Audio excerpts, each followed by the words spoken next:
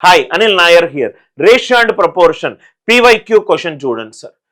28.9 is to x by x is equivalent to x by 36.1. x అనేది greater than 0. కాబట్టి value of x ఎంత? Cross multiply చేస్తే x square is equivalent to 28.9 into 36.1. అంటే x square is equivalent to 289 by 10, 28.9 ని 36.1 ని 361 by 10 అంటే x value ఏమవుతుంది?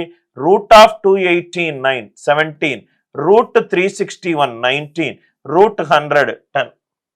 Are you all with me?